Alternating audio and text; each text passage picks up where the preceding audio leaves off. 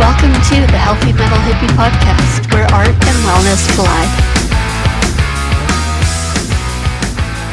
Well, hi, and welcome back to the Healthy Metal Hippie.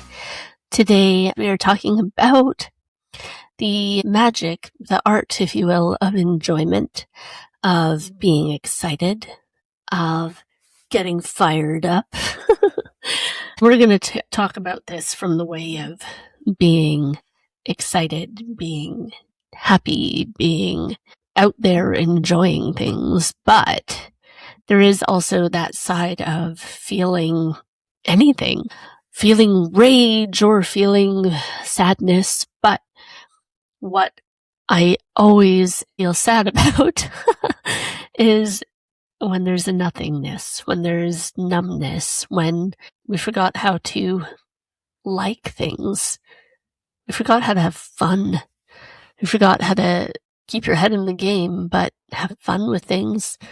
Enjoy the small moments and be present. Whew, you know what? Actually, being present can be really hard for me sometimes too, because often, I'm sure many people know, but I often just feel like I'm off in the clouds and thinking about everything.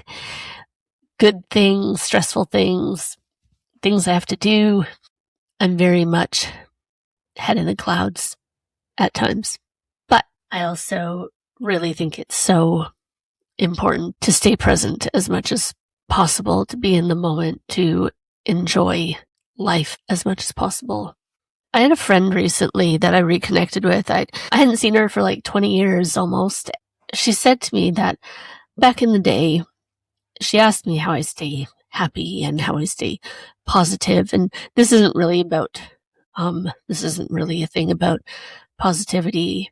And it's, and my answer was just because I decide to. It sounds so very cliche. There is stuff that always will impact how you're doing on a day-to-day basis. I'm not dismissing that. I'm not going down this toxic positivity path because no, fuck that. It's not cool. I am not in for toxic positivity.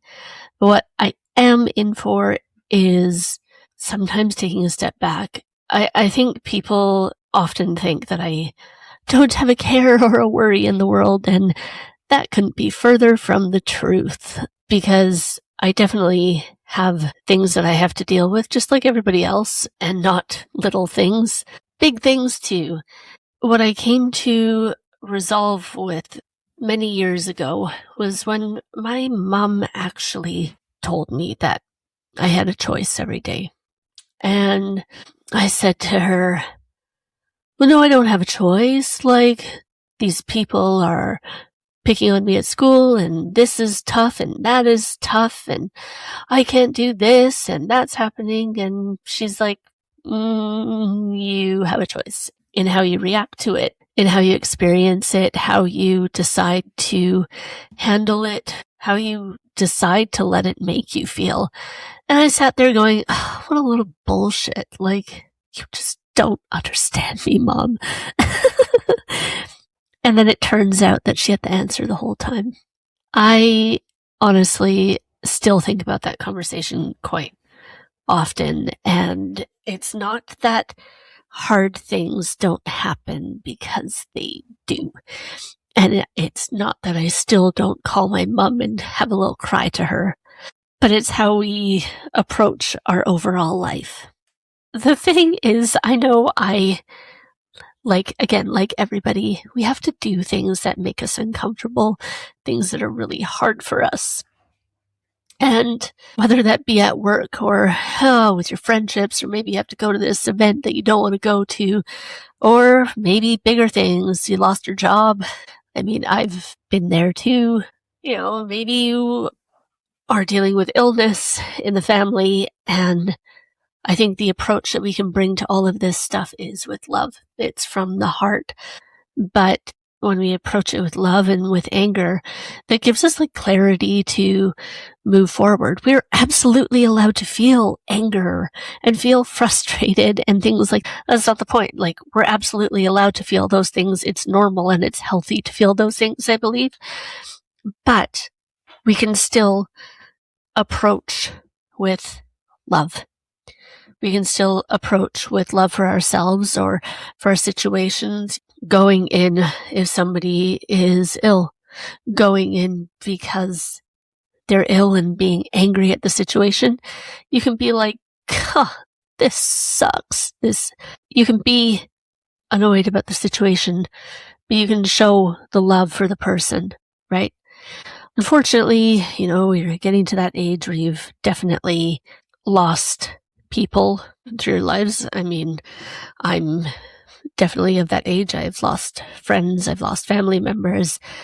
And I mean, not that you have to be any age for that to happen, but after you lose somebody, though, it always makes you have that reminder to hug the people you love a little tighter, give people your love, tell people how you feel, be compassionate, be open, be honest, be kind, be everything, be over the top and exclaim your love from the rooftops.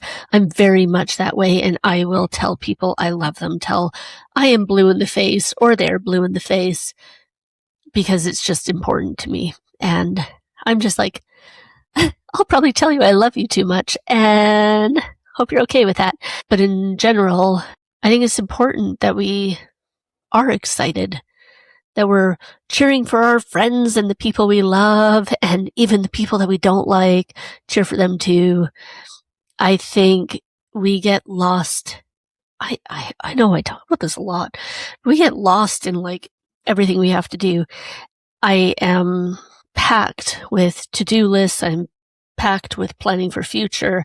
And so it's a lot of things, and we get lost in that. And like I've been saying, I'm doing these other 2 classes right now. So I'm stuck in all this different schoolwork. I've got clients coming in. I've got other work I'm doing. And I sometimes sit here and go, how am I going to do this? And what I find is taking a quiet moment, whether that's a time to write and reflect, or if it's just like a change of scenery, maybe I go for a walk, maybe I sit and change tasks where it's something I could do that's quiet, because a lot of the stuff that I do requires like listening to videos, editing audio and video. And so sometimes I can switch pace and put on some records and do some of my writing projects. And that is so helpful. But I also try to make an effort in like looking for happiness when I'm out. Like, I love looking for cute couples being cute and like just showing each other tons of love when I'm out. I look for people dancing in the streets. I look for these like little pockets of sweet moments filled with love, because it's true, like they say in love actually is everywhere. And I love that. Or taking some of my usual walks.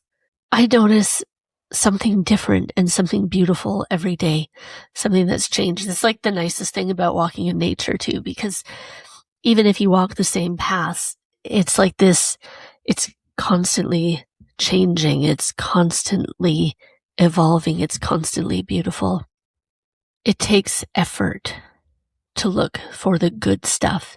It takes effort to look for kindness and seek out warmth and enjoyment. And sometimes we have to sit with ourselves and have that reminder that, sitting with like a nice cup of tea, not like a crappy cup of tea, like a nice cup of tea, is such a small pleasure that feels so good and can bring you so much light and appreciation for life and everything that you have. The best thing that we have, obviously, is the people around us and the people that we pull in close to us, and nothing can replace that but our time together, sharing kindness, sharing love, sharing warmth and laughs, sometimes letting go, freeing our minds from the burdens that we all carry, even for just a short period, can be life-changing. So I guess what I would say today is Is there a way that you can start to reframe what you're doing, to look for the happies, look for the good, look for the kindness, look for the little pieces of love and magic around you? It's funny too. I mean, I can go into town and I see, this person, that person, and this looks sad and that is sad and da da da. But when I catch myself doing that, because honestly I do, I go, ooh, not so great. If I can catch myself doing it and I go, actually, we're only looking for joyful moments today. They actually come really easily, even where, 15 seconds ago I was only seeing doom and gloom. Suddenly I'm seeing opportunities. Sometimes and then I'm seeing love, and then I'm seeing togetherness, and I'm seeing community, and I'm seeing joy and enlightenment, and, well, maybe not quite enlightenment, but but I'm seeing goodness. And I definitely believe that there is a lot of goodness in the world, and I'll never stop believing that. So today, reach out. Grab those moments of love. Grab the moments of kindness. Decide for yourself that you are actively going to look for them and you are actively going to create them. And I think it's amazing how we watch our life and our health and our surroundings transform. Let me know if that was helpful for you, and let me know if you want to talk more about finding excitement and finding joy in the simple pieces of life. Thanks so much for joining us on the Healthy Metal Hippie podcast. For more ways to connect, go to www.healthymetalhippie.com.